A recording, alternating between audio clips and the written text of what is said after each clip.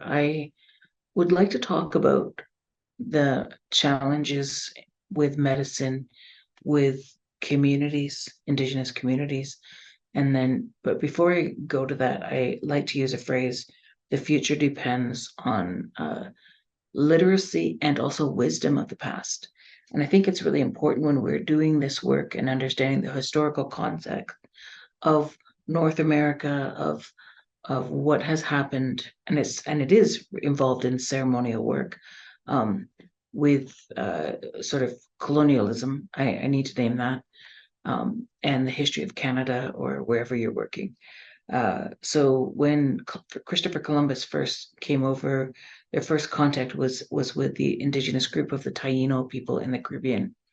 And one of the Jesuit priests wrote about watching the Taino people snort a medicine which they thought was tobacco and is actually yopo or cohibo, and it goes across the Caribbean. It's through also in South America from the yopo plant or yopo tree. And that began sort of a place in which sort of colonialism began infringing. This is wrong. You can't take medicine and talk to God. You have to go through somebody to talk to God. And that became a sort of a clash and sort of a real challenge on medicine use across Turtle Island and South America for Indigenous people, which then created, oppression creates internalized oppression, which creates a place where things get left out.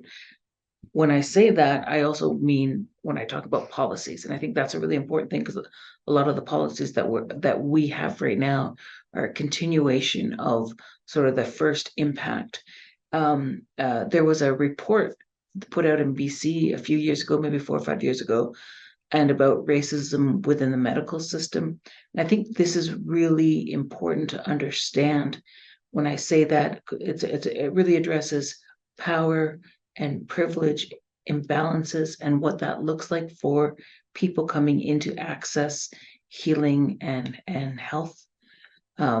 So before I go to that part, I just really want to go back into understanding that the history of colonization, the history of residential schools in Canada specifically, are really important to address.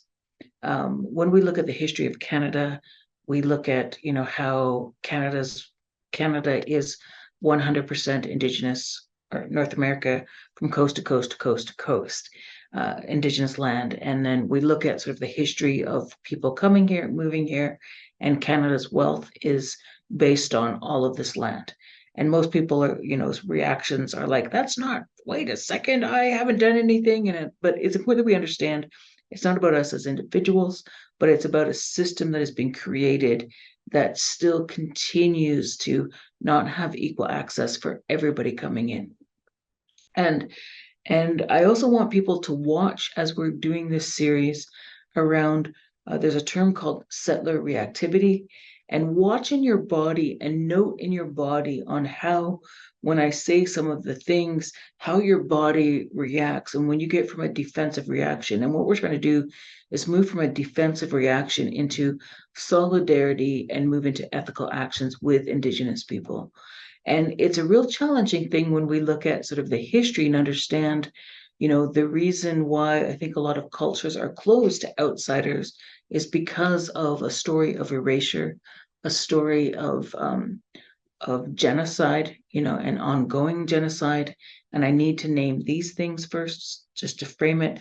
So first of all, when you look at statistics, and I don't have them all in my head, we could probably get them, but of Indigenous people are 5% of the population. Black people also represent 5% of the population across Canada. When we look at whose bodies are most harmed by um, police, for example, it is astronomically higher. So incarcerated rates in the prairies for Indigenous people are like something like 86 to 90% of the prison population are Indigenous people. When we look at uh, I think in BC it's less than that, but it's still like 50% or something high like that. when we look at, we had residential schools, and I think that's really important to name that. And that was part of a process of assimilation, of taking the children away from communities and putting them in a residential school where it wasn't about love, it was about, law. And that sort of breakup of family we're still seeing the impacts. I also recommend a film for you if you don't understand any of that, is The Bones of Crows by Marie Clements. It's going to be in a 5-part miniseries, but it's a really important one to understand the pain and the ongoing effects in today's world. And I think that's really important as a piece. But when we look at sort of the effects of the ongoing onslaught for communities, and including land use or land, when they created reserves, and they used the police to round up people to put them on reserves, and it became illegal to provide their own food, to go hunting, to be on the land that people had lived in since time of memoriam. And we know the history of development and resource extraction has had huge effects.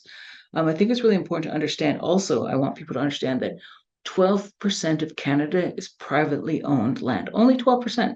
That's not a lot. And I think the other 80, whatever percentage, whatever the number is either municipal, provincial, or federally owned land. And I think it's important so people don't get upset about, well, this is my property and it's been in my family for generations, and for a couple of generations or one generation, whatever it is. I think it's important. This isn't about that. This is really important that you understand the history of people's dispossession from their own land, and put in a place where it's created ongoing poverty and ongoing oppression. And we know that internalized oppression comes out laterally, and so there's a lot of healing that needs to happen within our communities. But the problem and the challenge is for outsiders coming in, and there's a huge mistrust because of historical harms that have happened. And also, the same, especially when we start talking about psychedelics, that has been probably from a lot of communities. There's a story of erasure, and there's stories and belief systems that uphold that, well, it never existed here. I think somebody said that to me once, Kim, it didn't exist here until we introduced it to them in the 60s. And I'm just like, actually, it did. And so there's trans, I want to say migration, but there's trading roots and plant medicines that actually grew here, in these regions of northern climates that actually are psychedelic that were probably used. But, what has happened because of colonization and sort of religion, it was wiped out. And that's really, really challenging. And especially when we look at people who went to residential schools, who, went, whether it's Catholic or Anglican or whatever those things, and the day schools, that traditional practices were really, went underground. And so the loss of a lot of culture, not all, I want to name that, because there's cultures that I know who still have secret societies because it had to go underground. So Indigenous communities have ceremonial practices, whether it's with medicine or not. I think it's a really important piece to understand. When we look at sort of the context of who has access, when we look at equity, diversity, and inclusion, in up until recently, it's been really challenged, because we know that sort of there's and I'm going to name this, and I really have to name this, Vicki Reynolds would say, you have to name it, Kim, so I'm going to name it, is that around the theme of white supremacy. I'm not talking about individuals, I'm not talking about that, but I'm talking about the way of our conditioning, all of us, within a capitalist patrilineal society systems that have created this thing of white supremacy, and who gets voices get heard, who gets opportunities, even as for Indigenous people, who gets the doors opened, the closer you are to a sort of whiteness, or, whatever that is, that's comfortable. It's really important to watch that piece that happens over and over and over again, where it's like, how do we go beyond what you might be comfortable with into what we need to learn.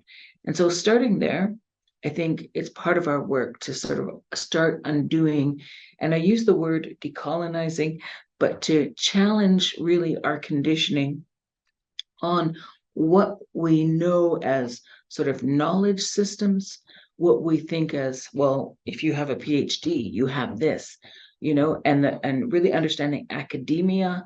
And there's an important part of academia and Western medicine, but there is a rich history with Indigenous people, and especially around psychotropic plant medicines, that goes unbroken. And I think that's really important to understand. And I'm looking at more so in the global south. I know there's still some secret societies with psilocybin on the West Coast, that has been used. But when we go down into sort of into Latin America with the peyote communities, down into the global south, with let's say Wachuma or ayahuasca or yopo, or other plant medicines that haven't been, communities that still have that intact. I think it's really important to understand that there is a plethora of other medicines that have been kind of not necessarily lost, but gone underground. And there are ways and knowledge systems, wisdom systems, I would say, around those relationships with the plant medicines that in a Western context we don't have, that place of living in relationship with nature, that I think is really challenging, that in a Western context we don't have, because of the ideology of domination over nature, and that separation from being in community with nature, the natural world, the land, the other beings that live on the land, sentient, non-sentient, and that the world is alive.